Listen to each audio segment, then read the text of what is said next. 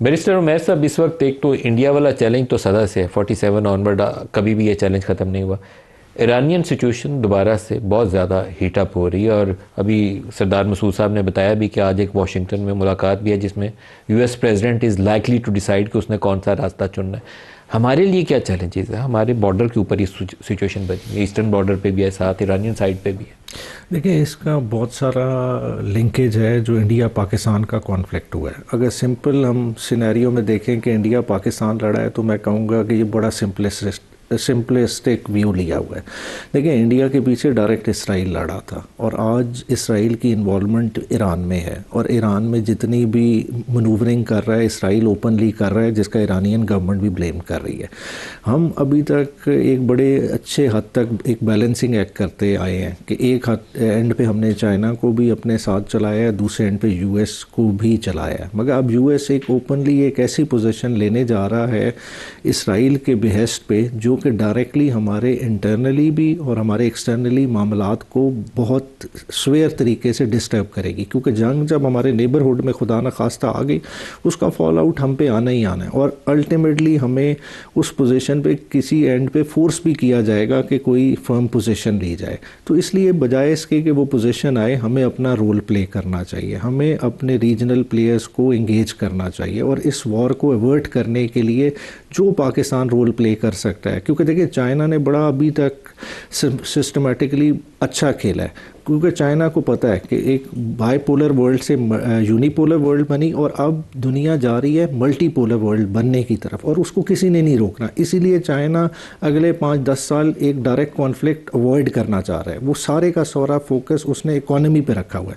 مگر پاکستان کا پرابلم کیا ہے؟ بالکل جیسا ڈاکٹر صاحب نے بات کی، بالکل ہماری ملٹری اہلیت سب کچھ اپنی جگہ پہ، مگر معاشی لحاظ سے ہم اس وقت اس فیز میں ہیں کہ ہمیں سال ڈیڑھ، انڈیا کے تو اور عزائم ہو گئے، مگر ہم جس خطے میں بیٹھے ہم سال ڈیڑھ چاہیں گے کہ کسی طرح کا بھی نہ ہمارے نیبرہڈ میں کانفلکٹ ہو، نہ ہمارے ہاں ہو، تاکہ فوکس معیشت ہو، اور معیشت پہ فوکس ہوگا تو تب ہی ہم کوئی اپنا ڈیو رول پلے کر سکیں گے. لیکن عمیر صاحب، آپ سے بھی پہلے پوچھ لوں، پھر ڈاکٹر مصدق صاحب سے بھی پوچھوں گا. اس وقت ہم جس ریجن میں ہیں، یمن کے اندر ہم اس وقت سعودی عرب کے ساتھ ڈیفنس پیکٹ میں ہیں. غزہ کے اندر انٹرنیشنل سیکورٹی فورس والے ہم اینٹیسپیٹ کر رہے ہیں کہ ہم جائیں گے.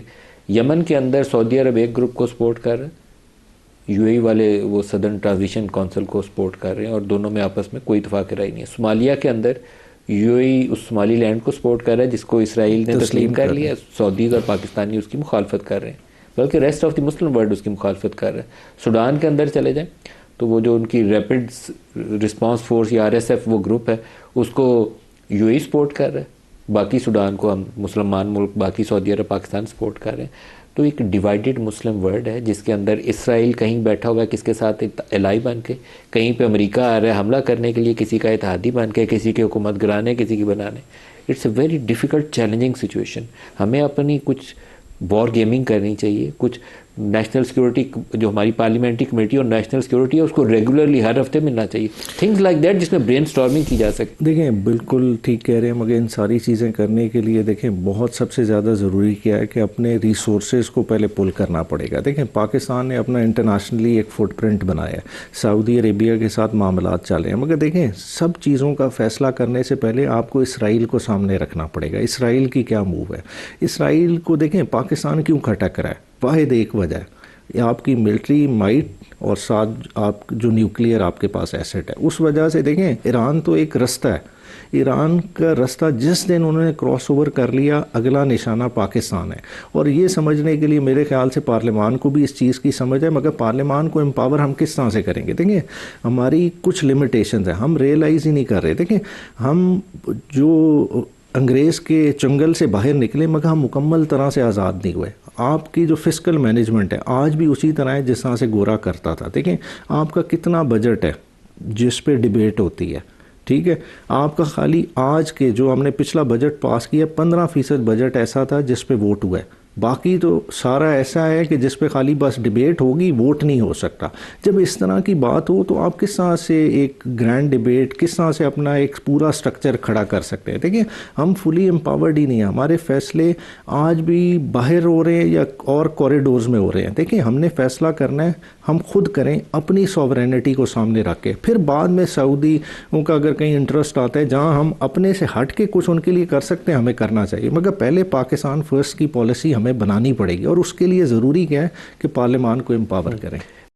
عمیر صاحب، انٹرنل پولیٹیکل ہارمنی اس کا کیا رول ہے؟ ایران والی صورتحال کو دیکھ کے مجھے لگتا ہے کہ ہماری اس وقت پرائرٹی نمبر 1 یہی ہونا چاہیے کہ داخلی جو یکجہتی ہے اس کو اولین ترجیح دی جائے. جو ہمیں 9-10 مئی کو نظر آئی جب ہم نے انڈیا کے ساتھ جہاز مار گرایا تو اس وقت پوری قوم یوں کھڑی تھی، کوئی P T I P M L N نہیں تھی، یہ تھی پاکستان زندہ باد تھا، اور فوج کے پیچھے تھے کہ چھوڑیں گے نہیں، خالی ہاتھوں بھی بارڈر جانے پہ تیار تھے. وہ یکجہتی چاہیے.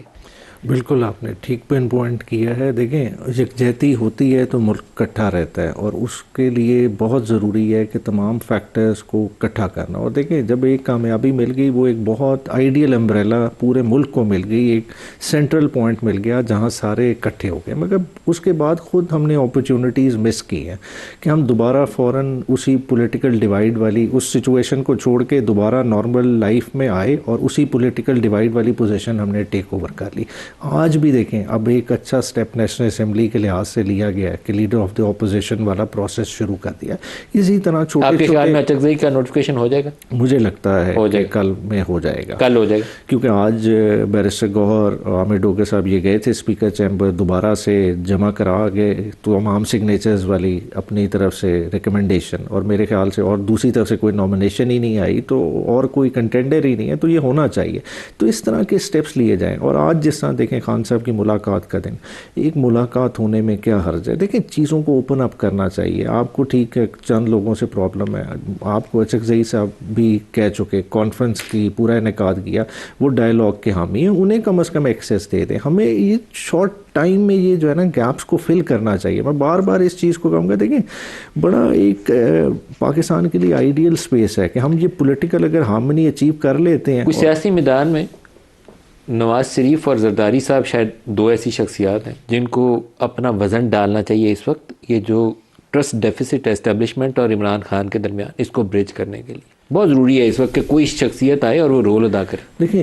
دیکھیں رول ہر کسی کو کیوں ادا کرنا پڑے گا؟ کیونکہ یہ دیکھیں یہ وقت کی سب کی ضرورت ہے. یہ اس لیے ضرورت ہے کہ دیکھیں نہ صرف پولیٹیکل سپیس کے لیے ضروری ہے، جو خطرات جو ہم پورے اس پروگرام کے شروع میں بات کر رہے ہیں یہ ہم سب کو افیکٹ کرتا ہے. دیکھیں اس وقت وہ امریکہ کی وہ صورتحال ہے کہ معاشی طور پہ ایک گرتا ہوا ہاتھی ہے، وہ گرتے گرتے اتنا نقصان کر جائے گا کہ خدا نہ خواستہ کہ باقی ہمارا ریجن اتنا انسٹیبل ہو جائے. کم از کم ہم اپنے آپ کو اگر اس گرم ہوا سے بچانا چاہتے ہیں تو یہ سارے رول پلے کر سکتے ہیں. اور ایک ٹیبل پہ بیٹھنا کوئی بڑی مشکل بات نہیں ہے، مگر اس کے لیے کیا ہے کہ یار کچھ تو اڈیالہ کا آپ دروازہ کھولیں. آپ کہیں کہ آئسولیشن کے فیز میں رکھ کے باہر ڈائلاگ چل جائے گا، وہ کس طرح سے چلے گا؟ وہ آپ نے دیکھ لیا نومبر آنورڈ کچھ نہیں ہوا. جس کو عمران خان نے مینڈیٹ دیا وہ بھی شخص یہی بار بار کہہ رہا ہے کہ مجھے بیٹھنے دیں.